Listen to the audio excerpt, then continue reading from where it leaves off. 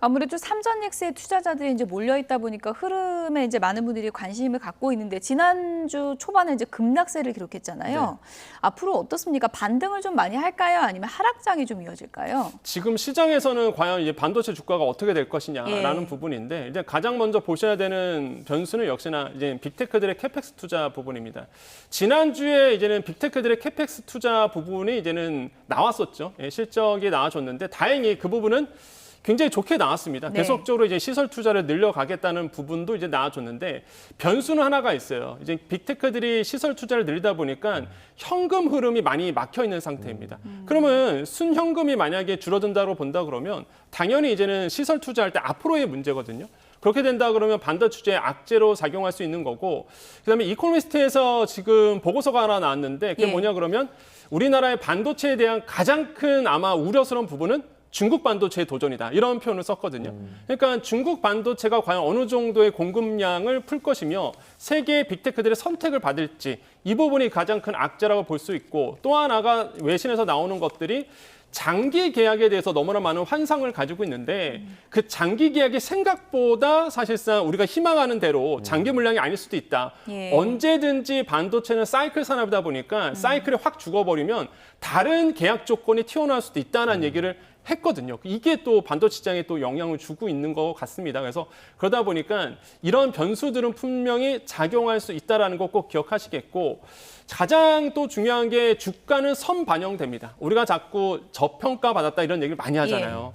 선행 PER이 거의 4배, 5배다라고 얘기하는데 이게 사실상 미래에 있는 가치를 앞으로 끌고 온 겁니다. 그러면 지금의 호황은 이미 6개월 전에 우리 시장에 반영됐을 수도 있다는 거고 네. 앞으로의 6개월 후, 한 8개월, 12개월 후는 모른다는 거죠. 그렇기 때문에 지금의 이제는 이런 어떤 주가의 반도체에 대한 부분은 이미 고점일 수도 있다라는 우려감이 시장에서는 충분히 존재한다. 이런 부분도 보시면서 투자를 하셔야 되겠다. 그래서 저는 꼭 말씀드리고 싶은 게 예. 증권가 애널리스트라든지 증권가에서 나오는 목소리와 네. 평론가가 하는 얘가 좀 결이 다를 수도 있다라는 거. 왜냐하면 저는 증권가가 아니기 때문에 예. 그냥 말 그대로 자료를 보고 이제 말씀을 드리는 겁니다. 그렇기 때문에 너무 뭐 증권가 리포트만 믿고선 투자할 필요는 없다라고 저는 좀 강조를 해드립니다. 저희는 그럼 권혁중 평론가님 설명을 더 믿으면 되는 건가요?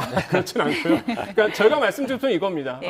말씀드린 요지는 다양한 부분을 종합적으로 판단해 보시라는 거예요. 그래서 많은 개인 투자분들이 그 너무 어려운 얘기 아닙니까? 그렇죠. 리포트만 너무 믿으시니까 그 언론에 예. 보면은 예. 뭐 어느 증권사가 외신에서 반도체 주가는 앞으로 예. 계속 오른다.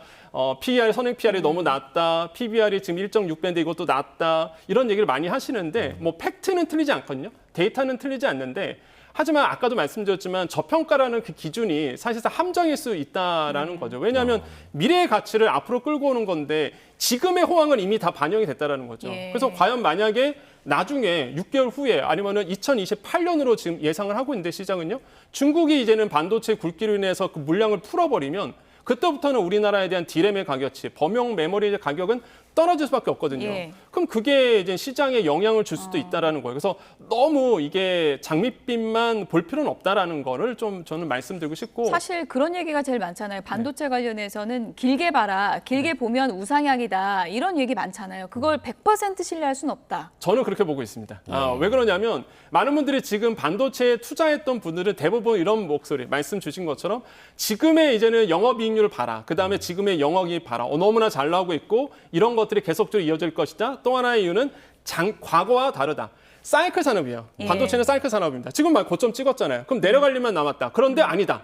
반대쪽에서 왜? 장기 공급 계약을 맺었다라는 얘기를 하거든요. 네. 근데 아까도 말씀드렸지만 이코미스트가 계속적으로 얘기하는 게 이거예요.